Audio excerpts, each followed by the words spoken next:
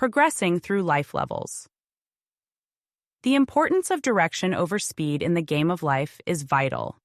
Focusing on the right direction rather than racing through your game allows you to align with your purpose and make meaningful progress. It's not about how fast you move, but about ensuring that every step you take brings you closer to your end goal. The decisions and moves you make regulate where you go and what you can achieve. Remember, your game is not a race. It's about moving purposefully, with a clear vision and strategy. You want to play to pass. Playing to pass your levels emphasizes the importance of making aligned move direction over speed. Your game is not a race. You cannot choose the speed or length of time it will take you to complete any of the levels or goals within your vision. While some strategies can help you, to some degree, speed through your levels, you can't define your entire timeline. You don't know how many levels you'll need to pass to get where you're going. Only the universe knows. Everything happens in divine timing. Remember, you are playing against yourself, not against anyone else. Direction is always more important than speed. I always say, believe it so hard like it's already happening. Working your strategies backwards connects you to your end goal feeling. You get there when you direct all your energy into executing your strategies designed to meet your targets. When you do your part, the universe does its part. The universe aligns you with appropriate opportunities and resources when you work on your vision, follow your strategies, and stay on path each and every day. Trust that once you start working your vision and strategies, the universe will work its side. The universe is always steadily working on your plan. It's doing this behind the scenes, out of your direct sight. I know you've seen and heard about how I've leveled up quite quickly. I don't want this to mislead you. I am usually put through what I call the rapid game of life. My speed is not everyone's speed. Even if you follow the same strategies, your speed is your own. You can't determine it. I didn't decide my speed. The universe did. The universe always puts you through your game at the pace it feels best matches your goals and your life. Trust the speed it gives you. The best place to put your focus is on your direction. Don't mistake me here. It doesn't mean intentionally moving slowly or waiting until things are perfect before moving forward. Remember, perfection is a pitfall in your game. You must begin before you're ready and improve as you go. Waiting for things to be perfect only holds you back. It's important to make daily moves, no matter how big or small. The important thing is to make sure your moves are aligned with your strategies and your vision's direction. Don't move just to move. Making a move without focus and direction is a wasted move. Moving to move and moving in any direction gets you nowhere. It's why one of the most important things you can do is set your vision and direction before planning your moves.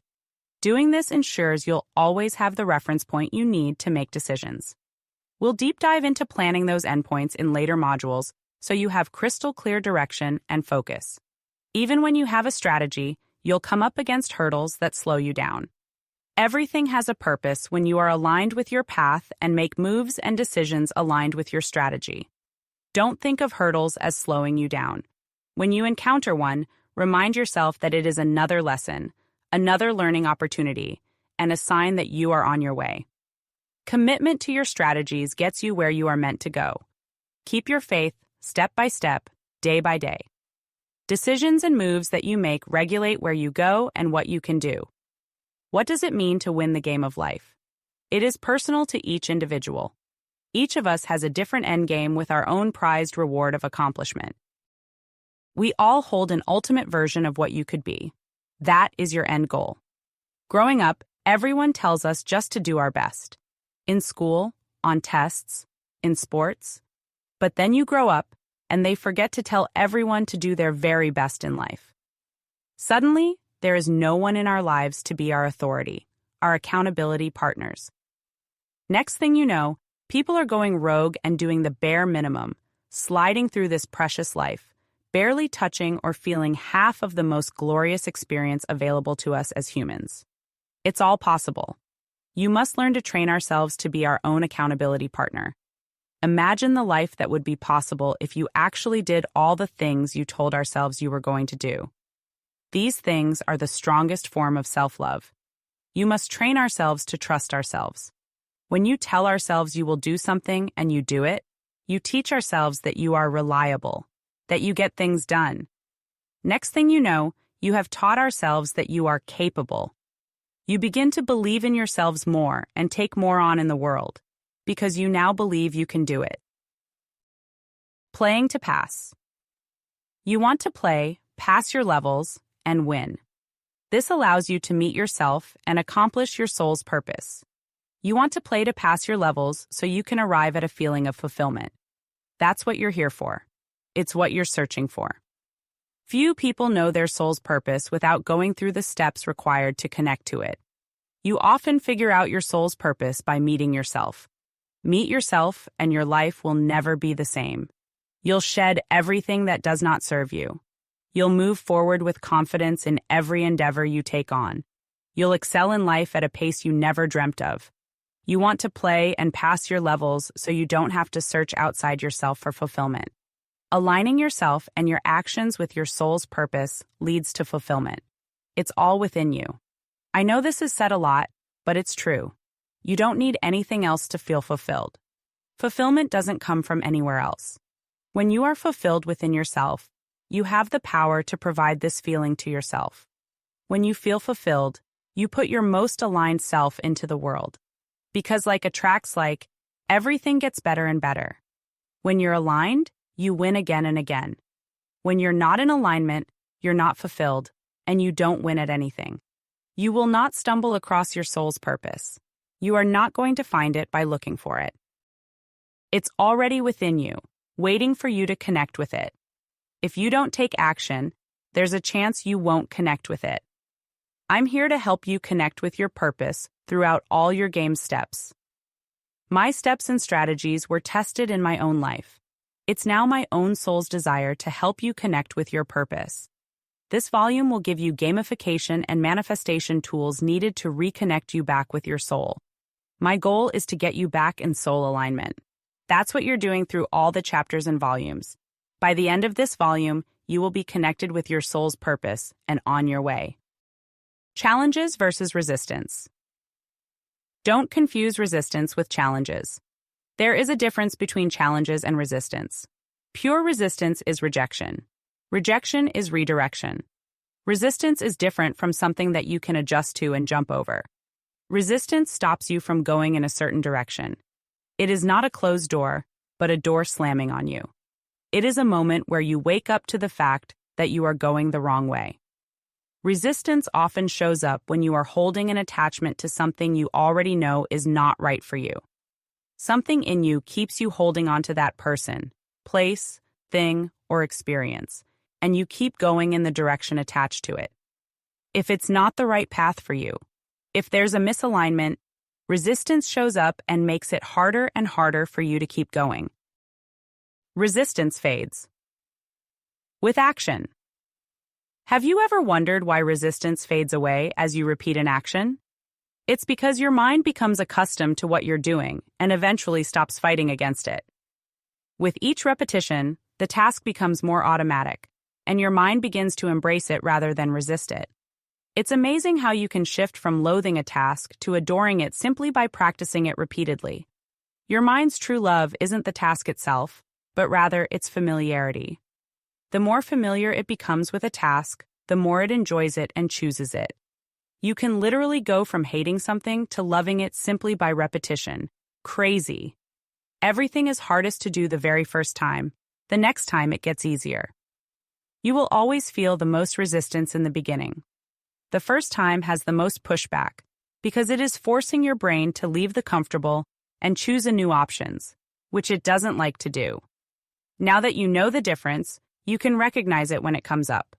You can check in with yourself when you meet this rejection and do a self-assessment. Ask yourself, is this a hurdle that is challenging me to jump to the next level, or is it a warning to change direction? Discomfort and micro-exposures. Your soul is longing for expression and purpose. This requires change. Change is uncomfortable. So is staying the same year after year. You don't want to stay in your comfort zone because being comfortable costs you. Staying comfortable is even more expensive than spending energy on moving through discomfort. Get comfortable being uncomfortable. Discomfort. The more you work on yourself, the more often you'll find yourself feeling uncomfortable. When you experience this discomfort, the universe is challenging your resolve to pursue your vision. It forces you to ask yourself, do I really want what I am going after? While it may not feel good at the moment, you have a choice. Get comfortable with your discomfort and break through it or retreat. This choice is another opportunity for learning how to pass your current level. As with everything, it's there to teach you. It's there so you can move through it and get to the other side. It's there for you to have a breakthrough. When you choose to break through moments of discomfort, instead of running away from them, you are paying yourself forward in your game. When you face one of these moments, you don't need to know its purpose, nor should you be worried about why you are facing it. In the end, everything is for your benefit. You are facing this moment for a purpose that serves you. Most likely, the lesson will dawn on you much later. Know that it will come. Trust wholeheartedly that everything in your game has a purpose and is there for your growth. Personally, I have just started relaxing into discomfort. Logically and cognitively approaching discomfort from this perspective turns it into an entirely different experience. Because of this, I can now ride uncomfortable situations with grace. Micro-exposures. Earlier, I told you that life isn't a battlefield. When you are hit on your game field, you need to be mentally prepared to handle your own feelings. The biggest thing you are battling is your own mind. It affects how you handle people and situations. People and situations are not battling against you. Your game is you versus you. Because of this, you are the only one affected by your feelings. Other people are not affected by your mental responses to your game. They also don't intend to feed you specific feelings. Remember, everything is happening for you, so you can learn and grow stronger from it. When you internalize this reality, it becomes much easier to handle things and not react negatively. How can you mentally prepare for stress and its associated discomfort? Subject yourself to micro-exposures. Micro-exposure reduces the resistance your body experiences. It's a strategy of intentionally and repeatedly exposing yourself to uncomfortable situations with the aim of eventually becoming immune to them. If you don't have a strategy for becoming better at managing stress, your mental experience of these situations beats you up every time. Each time you face stressful situations with baby steps forward, you alchemize the situation and can gradually tolerate a higher level of exposure without reacting. This process works similarly to how hikers at high altitudes must gradually ascend, then pause to acclimatize before ascending further. They can't reach the top with a direct sprint. If they did this, they'd suffer irreversible damage and need to retreat completely. Their body must adjust to their high-altitude environment. Slowly but surely, they break through the altitude barrier, holding them back from getting up the mountain. Slow steps with acclimation is a slow but sure path upwards for successfully meeting the summit. Treat uncomfortable situations in the exact same way. Ease yourself into the situations, bit by bit. Allow yourself to take breaks to acclimatize to the exposure before you allow yourself to experience more of it.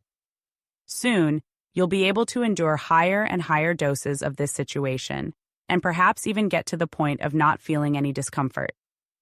Just as hikers gradually make it to the top, breathing freely and clearly at high altitude, you will breathe freely and clearly in your uncomfortable situation.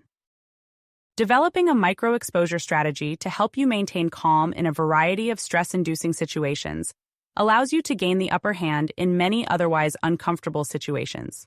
Intentional micro-exposure is like putting yourself through a mental boot camp. Having purposely exposed yourself to uncomfortable and stressful situations, you can face similar situations with calm and ease when they pop up. Because you prepared yourself for this kind of discomfort, you already know how to handle the situation. You do not react emotionally. You do not waste energy. Instead, you respond from a place of knowing and intentionally respond. This helps you win your game. Level complete. You have just leveled up. Continue to the next lesson.